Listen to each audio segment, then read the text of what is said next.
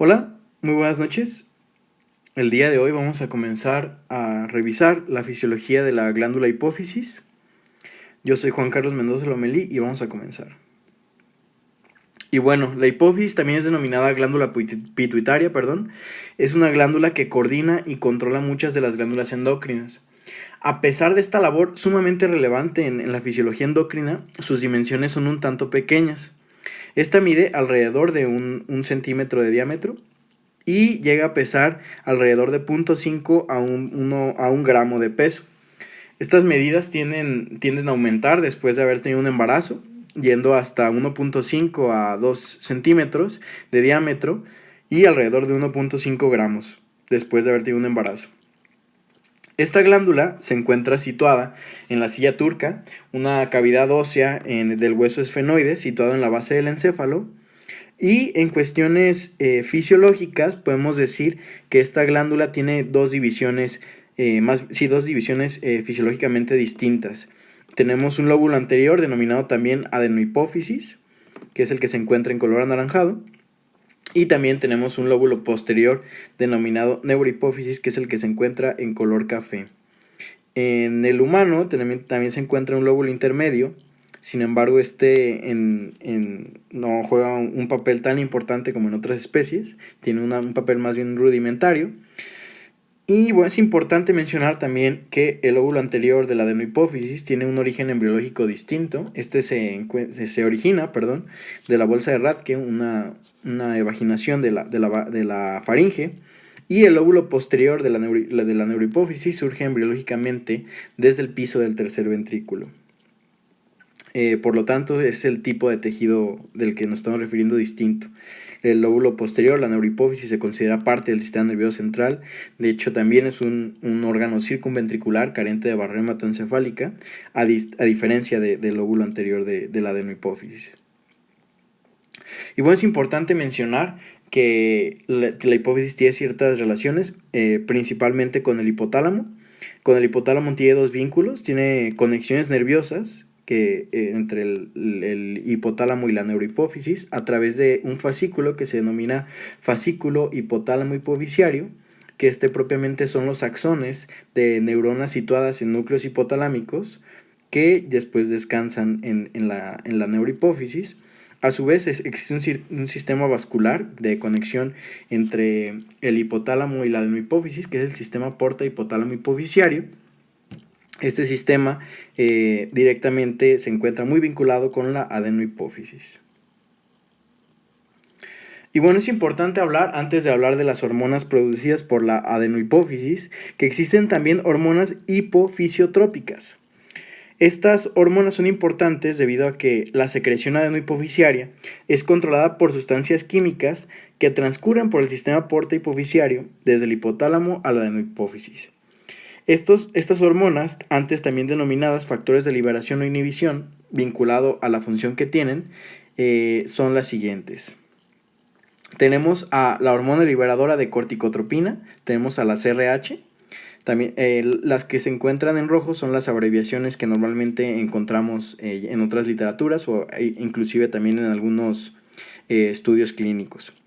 La hormona liberadora de tirotropina, TRH.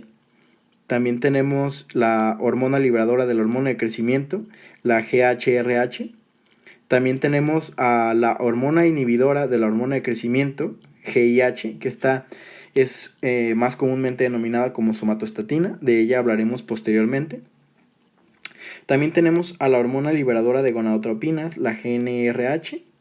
Y finalmente tenemos a la hormona inhibidora de prolactina, que esta es la dopamina. Antes de que se dieran cuenta que era la dopamina, se le denominaba así, hormona inhibidora de prolactina. Sin embargo, hoy le denominamos dopamina. Y bueno, la zona donde se secretan estas hormonas hipofisiotrópicas es la eminencia media. Se ha rastreado el núcleo específico del cual parten cada una de estas hormonas. Tenemos que los núcleos paraventriculares principalmente liberan a la somatostatina, recordando que esta inhibe la liberación de la hormona de crecimiento. Tenemos también que el área preóptica medial, esta es la que se encuentra de secretar a la hormona liberadora de gonadotropinas. También tenemos que las zonas mediales de los núcleos paraventriculares, de igual forma, son especializados en liberar a la TRH, la hormona liberadora de tirotropinas, y a la hormona liberadora de corticotropina, la CRH. A su vez, tenemos que los núcleos arqueados son importantes para la liberación de la hormona liberadora de la hormona de crecimiento y también para liberar a la hormona dopamina. Y ahora sí, vamos a hablar de las hormonas adenohipofisiarias. La adenohipófisis secreta 6 hormonas. Una de ellas es la hormona estimulante de la tiroides, la TSH. Igualmente los que se encuentran en rojo son como van a encontrar a las hormonas en otro tipo de literaturas, inclusive también en algunos estudios. Y bueno, la hormona estimulante de la tiroides se encuentra muy vinculada con la estimulación de la función de la glándula tiroidea, que veremos posteriormente en clase. De igual forma, la hormona adrenocorticotropa, la ACTH, vinculada mucho con la función de la glándula suprarrenal, que también veremos propiamente en su momento.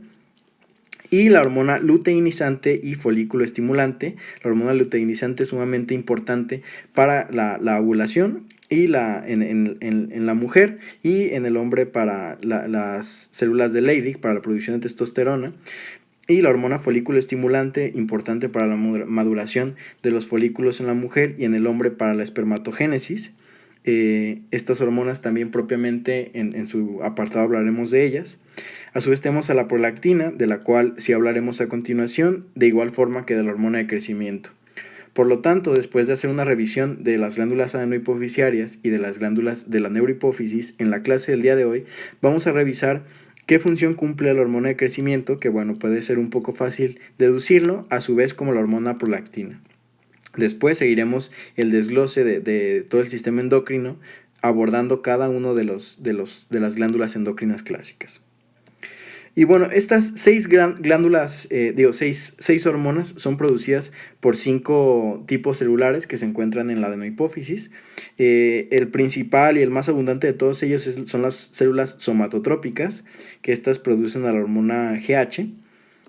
Estas, su porcentaje varía en cuanto a la bibliografía, sin embargo, la bibliografía referenciada abajo dice que son aproximadamente el 50% de toda la masa de la adenohipófisis. Tenemos también a la hormona prolactina, que son a las lactótropas, que secretan prolactina, que son del 10 al 30%. A su vez tenemos a las corticotropas, que estas secretan ACTH, que estas son aproximadamente el 10%. Tenemos también a las tirótropas, que estas son el 5% aproximadamente, que las cuales secretan a la hormona TSH. Y a su vez también tenemos a las gonadótropas, que estas son aproximadamente un 20%, que estas secretan tanto LH como FSH. Y bueno, antes de continuar es importante mencionar que tanto la FSH, la LH y la TSH, a su vez como la gonadotropina coriónica humana, estas, a pesar de estar formadas por 2 subunidades, tienen una subunidad alfa común.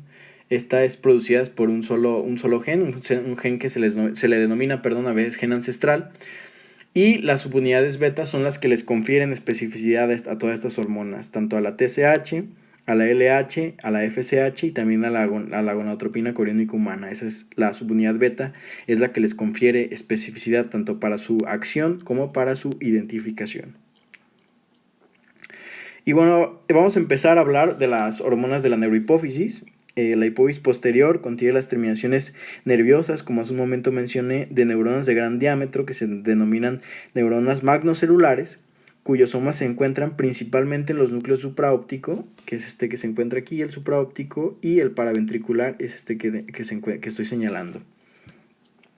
Y bueno, es importante mencionar que la neurohipófisis per se no almacena, no secreta estas hormonas, más bien la neurohipófisis es la que se encarga de su almacenamiento, y su producción es en los núcleos supraóptico y paraventricular. Hay un tanto de controversia sobre cuál núcleo se encarga más de la producción. Sin embargo, importante mencionar que tanto en el núcleo supraóptico como en el paraventricular se ha localizado cantidades de ambas hormonas. Por lo tanto, si hay un núcleo principal, que ahorita lo voy a mencionar, sin embargo es importante mencionar que ambos núcleos se encargan de la producción de estas hormonas. Tenemos dos hormonas principalmente, la hormona ADH, o también denominada antidiurética, sumamente vinculada a la función que cumple, también arginina vasopresina o únicamente vasopresina. Esta hormona de manera principal se secreta por el núcleo supraóptico, que es el que se encuentra aquí, y también tenemos a la oxitocina, que también esta hormona, también hablaremos adelante de ella, esta es secretada principalmente por el núcleo paraventricular. Y bueno, primero vamos a hablar de la hormona antidiurética. En la clase pasada de introducción endocrina hablamos un poco de ella. Sin embargo, es importante mencionarla de nuevo. Esta es una hormona neuropeptídica que actúa en los túbulos colectores renales, aumentando la reabsorción de agua. Esta tiene la capacidad de intensificar la permeabilidad de los conductos colectores. Esto favoreciendo que gracias a la hipertonicidad que se encuentra en la médula, el agua sea recolectada de la orina y que regrese a la circulación únicamente en las situaciones en las que es necesario. Y bueno, su liberación depende de muchos factores, sin embargo el más importante es la osmolaridad efectiva del suero. Tenemos que arriba de 285 miliosmoles, tanto la osmolaridad como la concentración de vasopresina van incrementando de manera lineal arriba de este valor umbral.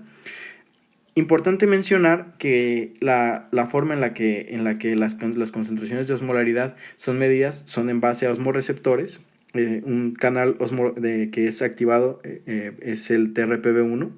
Este se encuentra principalmente en las neuronas magnocelulares, en las células magnocelulares y en los órganos circunventriculares, que también hablaremos posteriormente. Los osmoreceptores periféricos, estos a diferencia de los centrales, tienen el TRPV4. Y bueno, como mencioné hace un momento, la liberación principal de la hormona antidiurética depende muy directamente de la osmolaridad del suero. Sin embargo, también hay otros estímulos. Uno de ellos es la tensión arterial, que este es detectado por los receptores de estiramiento que se encuentran tanto en la aurícula izquierda como en el seno aórtico y seno carotidio. Estos son sensibles al estiramiento y cuando estos varoreceptores detectan una disminución de la tensión arterial, una reducción de la presión arterial en tan solo el 5%, este va a empezar a incrementar la liberación de hormona antidiurética. Esto también vinculado con situaciones, por ejemplo, de una pérdida masiva de sangre, en las cuales es importante totalmente movilizar todo el líquido hacia la circulación y que no se esté orinando. La hormona antidiurética es importante mencionar que mantiene mantiene la orina hipertónica, o sea, la mantiene sumamente cargada de solutos, esto en las condiciones en las que es importante o es deseable.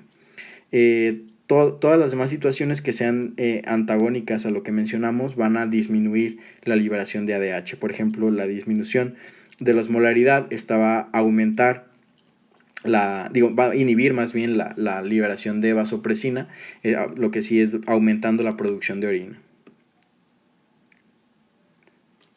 Y bueno, tenemos que existe un complejo osmorreceptor que junto con las células magnocelulares es el encargado de detectar la osmolaridad. El complejo osmorreceptor está encargado por 3 órganos circunventriculares, que es el órgano subfornical, el órgano subcomisural y el órgano vasculoso de la lámina terminal, los cuales junto con las neuronas magnocelulares, como lo dije hace un momento, por el canal TRPV1 es el que se detecta la concentración de osmolaridad y va a incrementar la liberación de la hormona antidiurética principalmente por el núcleo supraóptico. Ya en cuestión de la acción de la hormona antidiurética y en cuestiones pues ya periféricas, tenemos que tiene 3 receptores, el B1A, que es importante para la contracción del músculo liso, ocasionando vasoconstricción. Tenemos también el B1B, que este es un importante secretagogo de la ACTH, que hablaremos propiamente después. Y el B2, que este es para la antidiuresis propiamente. El B2 es por el cual se aumentan las concentraciones de acuaporinas, principalmente 2, la acuaporina 2 en el túbulo colector, el cual por la hipertonicidad de la médula, como hablé hace un momento, va a favorecer la reabsorción en el riñón de la orina hacia la circulación. Y bueno, también tenemos a la hormona oxitocina. La oxitocina actúa principalmente en las glándulas mamarias y en el útero. En las glándulas mamarias es importante para la expulsión de la leche. Es importante recalcar que es para la expulsión y no para la producción. Y bueno, toda la glándula mamaria, principalmente el pezón, está cubierto por vasoreceptores. Al momento un bebé estimular la mama, al momento de que va a recurrir a alimentarse por medio de la lactación, se estimula el pezón y se estimulan estos vasoreceptores, los cuales van a desencadenar un reflejo neuroendocrino que va a viajar hasta los núcleos paraventricular y también el supraóptico en menor medida, los cuales van a ocasionar la liberación de la hormona oxitocina, la cual va a ocasionar la contracción de las células mioepiteliales, los cuales van a tener la acción de contraer los alvéolos, después los conductos galactóforos y después propiamente la expulsión de la leche hacia el exterior. Y esa es la función de la oxitocina en cuestiones de la glándula mamaria. Importante mencionar que en las mujeres puerperas, tanto la estimulación de los genitales como un estímulo emocional también puede llevar a este reflejo neuroendocrino que culmine con la expulsión de la leche. Y bueno, la oxitocina contrae el músculo liso uterino, como ya hablamos hace un momento. La oxitocina es potenciada su acción por parte de los estrógenos e inhibida por los progestágenos. Los progestágenos, esto vinculado a que ocupan el receptor de la oxitocina, no favorecen su acción en el músculo liso uterino. Sin embargo, cuando empieza a dar el parto, empiezan a ocurrir una desensibilización de estos receptores, lo cual hablaremos propiamente en el capítulo de embarazo. Sin embargo, es importante mencionar algo que hablamos hace una clase, que es la retroalimentación positiva, que como les mencioné en esa clase, el parto es un fenómeno fisiológico que ocurre bajo una retroalimentación positiva. Esto empezando debido a que va a ocurrir una dilatación del cuello uterino. La dilatación del cuello uterino va a provocar el descenso, más bien desencadenado por el descenso del feto por el canal del parto. Esto va a llevar a impulsos aferentes nerviosos que van a culminar en los núcleos supraóptico y paraventricular, los cuales van a aumentar la concentración de oxitocina. Al aumentar la concentración de oxitocina, la oxitocina va a actuar en sus receptores que se encuentran en el músculo liso uterino, los cuales van a contribuir a que se dilate más el cuello uterino, a que el descenso del feto sea más pronunciado y van a culminar con más impulsos nerviosos aferentes. Estos impulsos aferentes se van a interpretar en estos núcleos como más secreción de oxitocina y por lo tanto que podríamos llamarle como ciclo vicioso, o más bien un bucle de retroalimentación positiva en la oxitocina, va a culminar con un descenso final, con un desenlace final, que en este momento en este ejemplo, es el parto. Y bueno, la oxitocina también puede actuar en el útero sin embarazo. Se dice que esto es para facilitar el transporte de espermatozoides. La estimulación de los genitales en el curso del coito origina la liberación de oxitocina. La secreción de oxitocina se intensifica también gracias a estímulos estresantes, por ejemplo, estímulos suprafisiológicos. Y algo característico es que a semejanza de la vasopresina también es inhibida por el alcohol. El papel de esta hormona en los varones se ha denominado que tiene la concentración de oxitocina también aumenta al momento de la eyaculación y se dice que es posible que dicho incremento intensifique la contracción del músculo liso, esto de los conductos deferentes y de alguna manera impulsar así los espermas hacia la uretra. Y bueno, es importante mencionar que estos efectos pues no son lo principal pues de la oxitocina es tanto las glándulas mamarias, la expulsión de la leche y en el útero la contractilidad uterina. Son las dos funciones de la oxitocina que nunca se nos deben de olvidar. Y bueno, ahora vamos a empezar a hablar de la hormona de crecimiento, de la hormona GH. La hormona GH es el principal regulador endocrino del crecimiento. No hay duda de que la GH influye profundamente en el tamaño somático y esto ha sido evidenciado de alguna forma por ciertas personas que han tenido alteraciones o por su secreción aumentada o su secreción disminuida. Y aquí tenemos dos ejemplos. Uno de ellos es Tom Tom, que es una persona que no tenía una secreción deficiente de hormona de crecimiento. Y en contraparte tenemos el gigante de Alton, Robert Wadlow, es importante mencionar que estos personajes tienen su concentración de... O sea, esta anomalía fue desde la niñez. Después vamos a hablar por qué es importante esto. Y bueno, las personas que secretan una cantidad excesiva de GH durante la infancia tienden a desarrollar gigantismo, como es el caso de Robert Wadlow. Y los que presentan una eficiencia desarrollan un enanismo hipofisiario.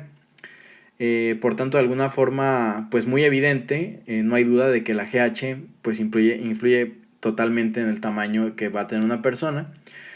Y pues estos son ejemplos espectaculares de la acción somatotrópica, ¿no?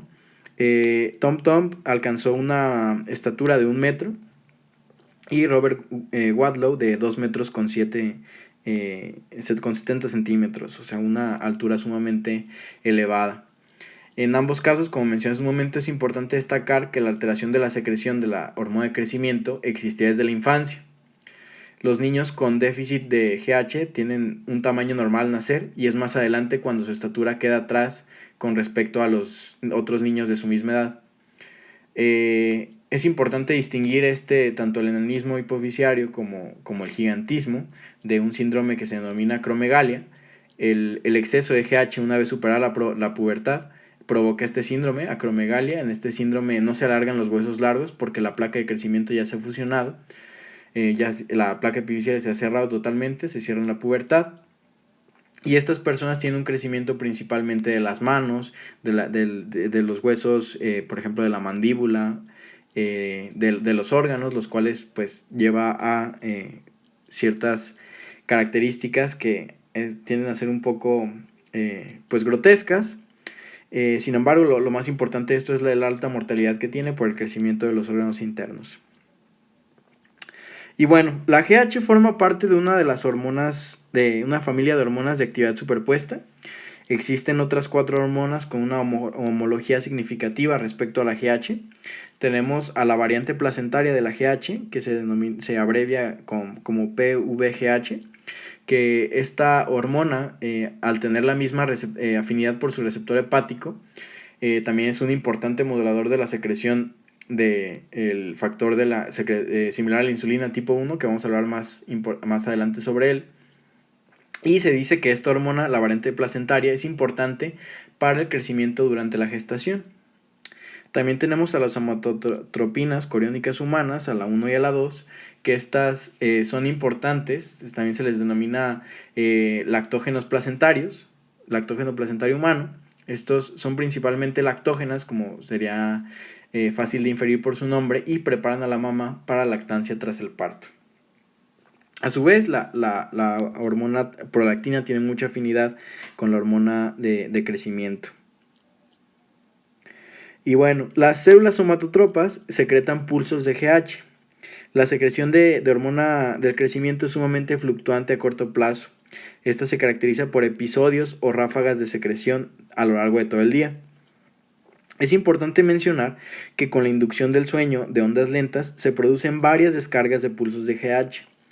O sea que más del 70% de la secreción total diaria de hormona de crecimiento se produce durante este periodo, recalcando la importancia del sueño para el crecimiento de los niños principalmente.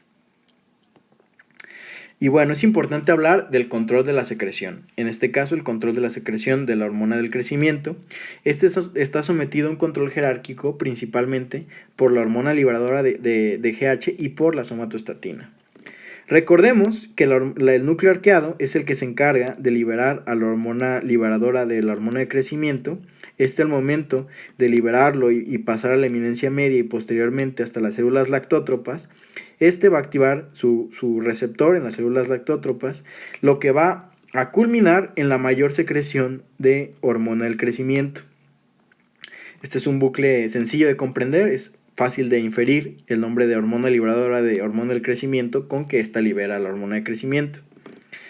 Sin embargo, es importante mencionar que hay otro tipo de hormona que también juega un papel importante, que es la grelina. Esta hormona es una hormona que se libera en respuesta al ayuno.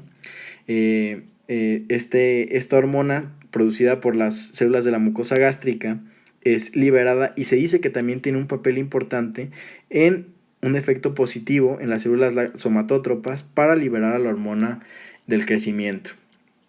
De hecho, se piensa que la grelina está implicada en la estimulación postprandial de la secreción de hormona del crecimiento. Importante mencionar que, como dije hace un momento, que la grelina también es una hormona orexígena. Esto quiere decir que estimula el apetito. También es importante mencionar cuál es el labor que cumple la somatostatina. Como mencionamos hace un momento, la somatostatina es liberada por los núcleos paraventriculares. Una vez liberada la somatostatina, esta va a tener una acción directa sobre las células somatótropas, inhibiendo la liberación de hormona del crecimiento. Por lo tanto, la somatostatina inhibe a la liberación de la hormona de crecimiento. Importante mencionar que la somatostatina también se encuentra en otros tejidos. Entre ellos es el tracto digestivo, liberado por las células D, y también en el páncreas. En el páncreas por las células de los islotes, que se encuentran en las células delta. Las células delta liberan somatostatina de igual forma. Y bueno, algo importante es que los efectos de la hormona de crecimiento en el crecimiento, el cartílago y el metabolismo dependen de la interacción de la misma con las somatomedinas. Estas que se denominaron somatomedinas, que también se les denomina factor de crecimiento similar a la insulina tipo 1 o tipo 2, estos por su gran vínculo que tienen con la insulina, que hablaremos más adelante. Se les denominan somatomedinas porque se encontró que mediaban la acción de la hormona del crecimiento. Y bueno, como dije hace un momento, se descubrió esto debido a que la GH provoca la secreción de otro factor circulante que actúa como su mediador. De hecho, por eso mediador, somatomedinas, de ahí surge este nombre. Es mediador de la acción de la hormona de crecimiento. Y bueno, la GH, al momento de ser liberada, esta va a actuar en ciertos órganos periféricos, como por ejemplo el hígado, el músculo y el hueso, en los cuales se va a encargar de liberar a la somatomedina, el factor de crecimiento similar a la insulina, también denominado somatomedina. El 1 principalmente se denomina somatomedina C. Esta puede actuar de manera tanto autócrina, parácrina o endocrina. Se dice que en los tejidos como el músculo y el hueso, esta principalmente actúa de manera autócrina y parácrina.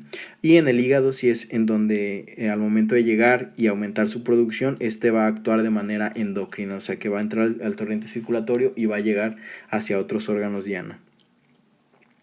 Y bueno, tanto la GH como la somatomedina va a controlar la secreción de la misma hormona del crecimiento, esto de manera directa como indirecta.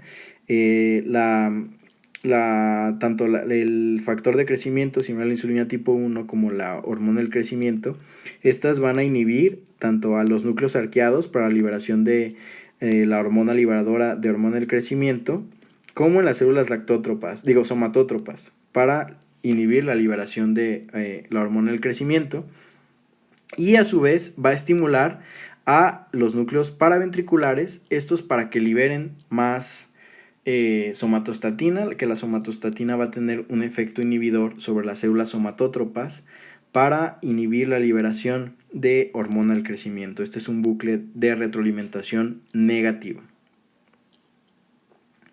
Y bueno, es importante hablar de que la GH tiene algunas acciones a corto plazo, se dice que entre minutos a horas. Esto es principalmente en 3 órganos diana, esto es en el músculo, en el tejido adiposo y en el hígado. En el músculo se encarga de la inhibición de la captación de la glucosa. En el tejido adiposo se encarga principalmente de favorecer la lipólisis. Y en el hígado se encarga de estimular la gluconeogénesis. Por lo tanto, se le ha denominado que la GH favorece el uso de los ácidos grasos. Y de manera característica, como todas estas acciones, la inhibición de la captación de glucosa por parte del músculo, el aumento de la lipólisis y la activación de la gluconeogénesis, son efectos totalmente contrarios a los que hace la insulina. Se le ha denominado que estos son acciones antiinsulínicas o diabetogénicas. No es de sorprender, por ejemplo, en lo que hablamos hace un momento, de las personas que tienen exceso de producción de hormona del crecimiento, que a la larga desarrollen diabetes por estos efectos que tiene la hormona de crecimiento. Y bueno, como hemos hablado ya de manera anterior, la GH promueve el crecimiento tisular al estimular la producción de la somatomedina C y también por el factor de crecimiento similar a la insulina tipo 2 en los tejidos diana. Y bueno, la somatomedina C es el principal mediador de la acción estimulante del crecimiento de la GH. Este es su efecto a largo plazo más importante de la hormona de crecimiento, la producción de la somatomedina C. Y la causa de que el factor de crecimiento similar a la insulina tipo 1 mantenga niveles plasmáticos relativamente constantes es que, igual que la hormona del crecimiento, circula unido a varias proteínas de unión. Esto es una excepción debido a que recordemos que son hormonas peptídicas. La mayoría de las hormonas peptídicas, por su característica hidrosoluble, son liberadas al plasma sin unirse a proteínas. Sin embargo, tanto la GH como la somatomedina C sí se une a proteínas. El 90% de la somatomedina C está ligado a proteínas. Hay una variedad muy grande de proteínas a las cuales se puede unir, es de 6 a 7 proteínas. Sin embargo, la hormona transportadora de somatomedina C tipo 3 es la que se encarga de transportar al 95% de esta hormona.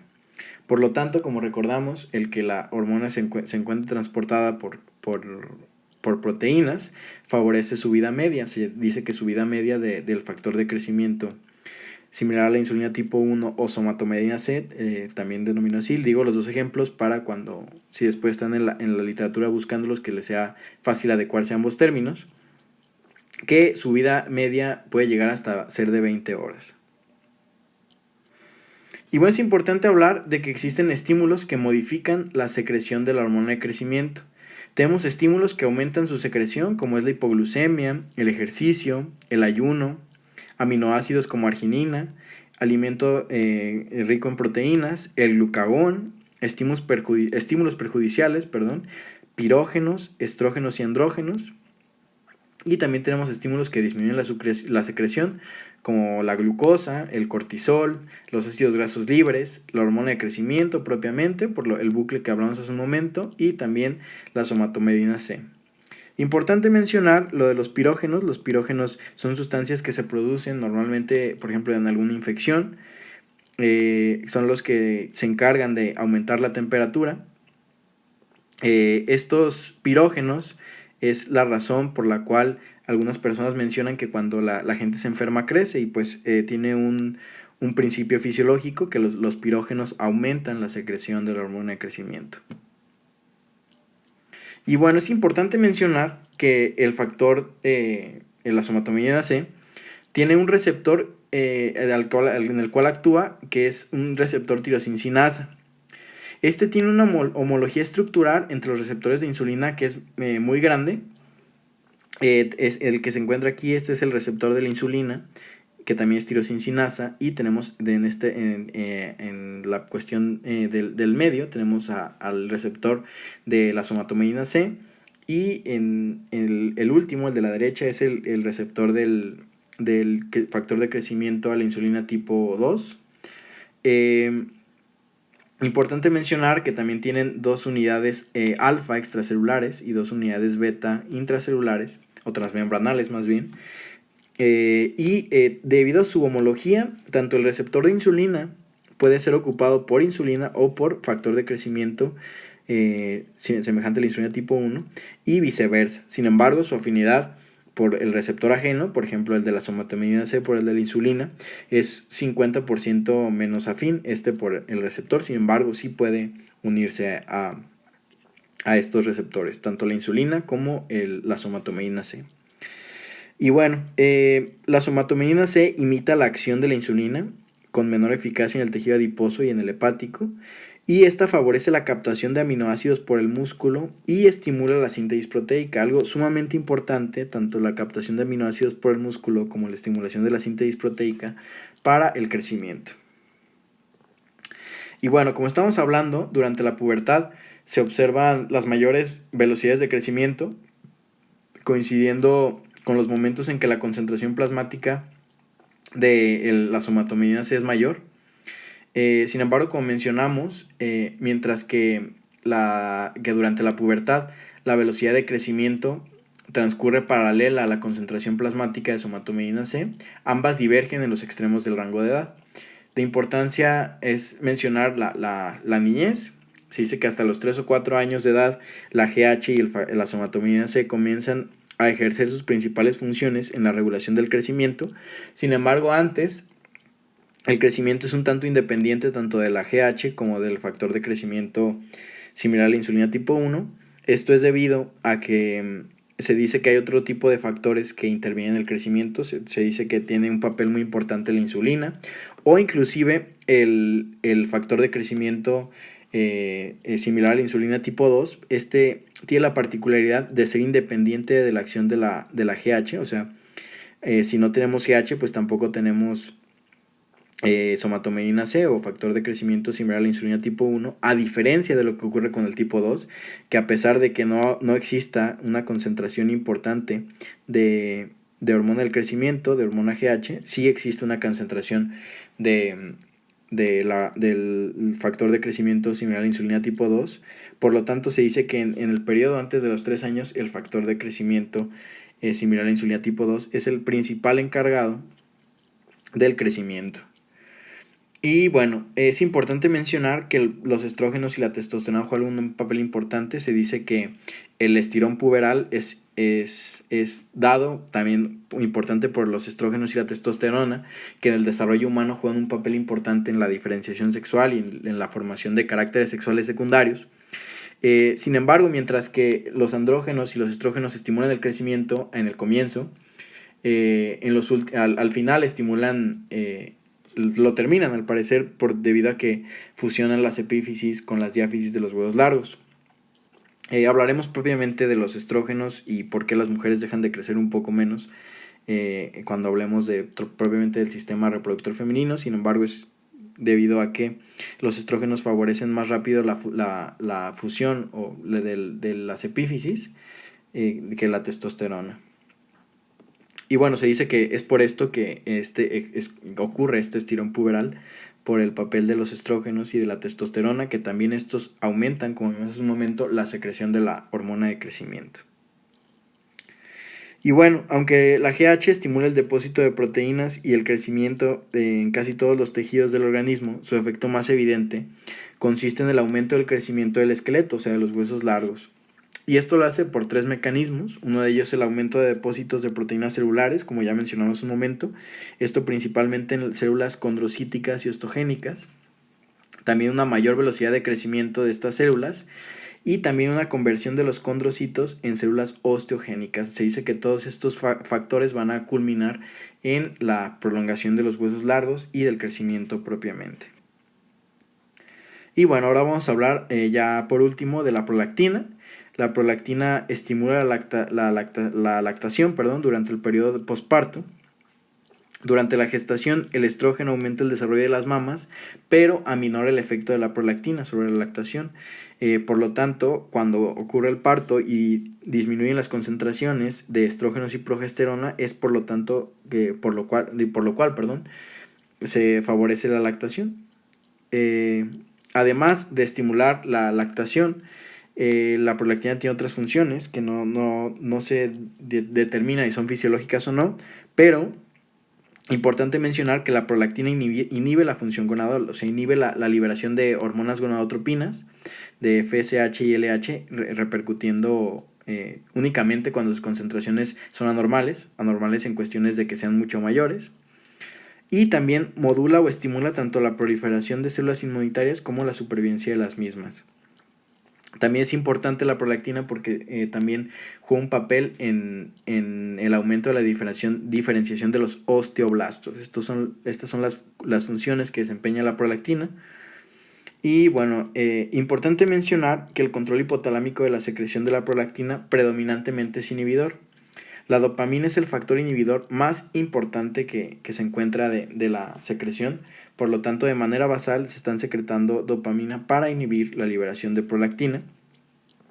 Sin embargo, también tenemos factores que son estimuladores. Antes de hablar de los factores estimuladores, voy a a hacer uso de la imagen para recordar lo que dije hace un momento. El núcleo arqueado, recordemos que es el que se encarga de liberar la dopamina, y la dopamina propiamente en las células lactótropas es la encargada de inhibir la liberación de prolactina. Sin embargo, tenemos ciertos factores estimuladores de la liberación de prolactina. Entre los más importantes son la TRH, o sea, la hormona liberadora de tirotropina, y la TSH, la hormona estimulante del tiroides, que esta se produce acá. Tanto la TRH como la TSH, estas favorecen la estimulación y la liberación de prolactina. Importante mencionar que su secreción también es episódica. Se dice que existe un aumento de 60 a 90 minutos después de que empiece el sueño, y teniendo un pico de a las 4 y a las 7 am. Ese es el pico que se encuentra en la prolactina. Por lo tanto, se dice que su secreción es pulsátil.